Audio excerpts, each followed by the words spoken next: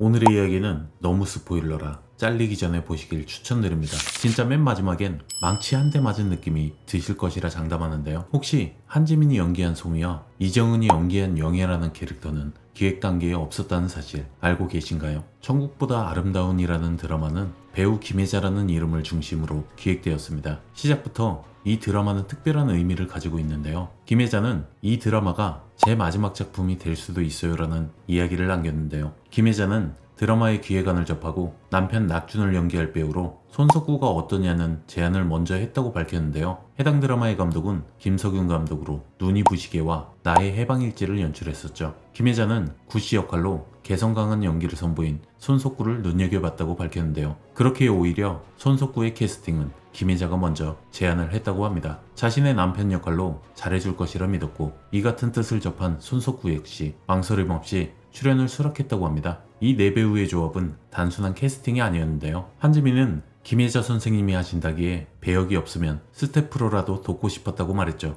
그 말을 들은 김석윤 감독은 기존에 없던 인물 소미를 만들어냈습니다. 이정은 역시 이영의 역할은 유쾌하고 강렬한 에너지를 주는 캐릭터라고 소개하며 자발적으로 참여 의사를 밝혔습니다. 이렇게 김혜자라는 한 배우를 중심으로 수많은 인연이 모여든 드라마이기에 기획 단계에서부터 시너지가 엄청났다고 밝혔는데요. 또한 한지민과 이정은 두 배우는 본인들이 김혜자 선생님을 지켜야 한다고 말하며 작품을 만드는 과정에서 두 배우의 자매로 이야기가 풍성해졌다고 밝혔습니다. 사실 두 배우는 아예 없던 캐릭터였는데 더욱 이야기가 흥미진진해진 역할을 톡톡히 해내고 있는 듯합니다. 우발적으로 탄생한 캐릭터라고 생각되지 않을 정도로 완성도 있는 캐릭터이며 일수를 하는 해숙을 시작으로 드라마가 시작됐지만 젊은 남편의 손석구와 미스터리한 한지민 그리고 천의 얼굴을 가진 이정은 배우까지 합세해 더욱더 재미있는 스토리로 진행되고 있습니다. 그런데 해당 드라마에서 가장 핵심적인 스토리는 소미와 영숙이라는 캐릭터의 이목이 집중되었죠. 소미는 모든 장면에서 어딘가 이질적인 분위기를 풍기고 항상 우산을 들고 다니며 그녀의 머리 위로만 먹구름이 낀 하늘이 비춰지죠. 다른 사람들은 밝은 햇살을 맞으며 천국을 거니는데 소미만은 언제나 비가 오기 직전에 흐린 하늘을 올려다보는 모습입니다. 그 장면은 시청자들로 하여금 깊은 의문을 갖게 만들었죠. 그녀는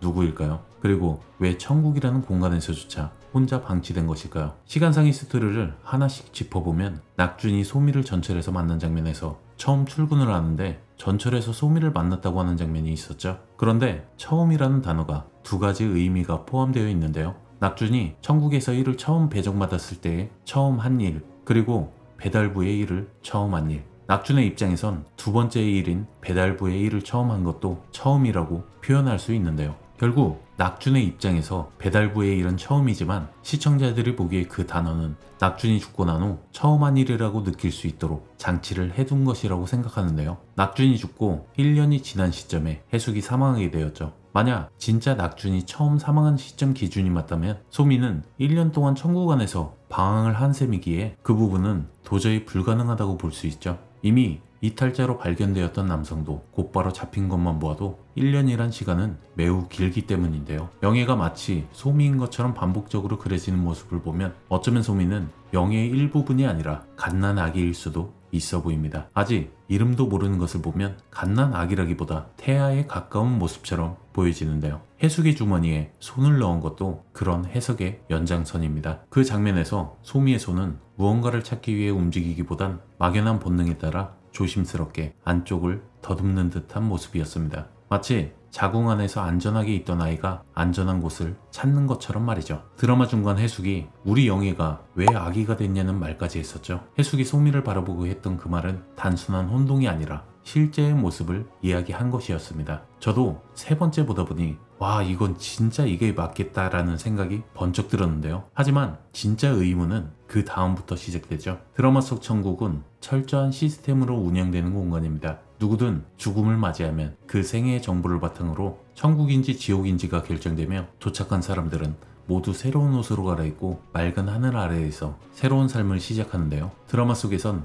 반복적으로 시스템의 불안정성이 드러납니다. 포도알 시스템도 마찬가지였죠. 작은 욕설 하나에도 포도알이 찍히는 시스템인데 한지민이 연기한 소미가 개X라고 욕설을 퍼부었을 땐 포도알이 전혀 찍히지 않았습니다. 또한 이탈자가 나타났을 때도 천국 시스템은 제대로 작동하지 못했습니다. 센터는 혼란에 빠졌고 지옥에서 올라온 사자조차 천국 곳곳을 어슬렁거렸죠. 하지만 정작 센터장은 특별한 조치를 하지 않았습니다. 그저 모니터 앞에 앉아 해숙을 지켜보기만 했죠. 분명 센터장은 그 상황이라면 소미를 보았을 법도 한데 말이죠. 이 이상한 침묵과 반간이 의미하는 것은 무엇일까요? 제가 느낀 이 침묵은 확실히 소미의 정체에 답이 있었다고 생각하는데요. 소미는 살아있지도 죽어있지도 않은 생명체였던 것이죠. 이 말 그대로 아직 세상 밖에 태어나진 않았지만 살아있던 생명체였으며 이름이 지어지기도 전에 사망했기 때문에 본인의 이름도 몰랐던 것입니다. 그렇기에 이탈자로 발견되지도 않았고 지금까지 아무런 문제가 없던 것입니다. 아기는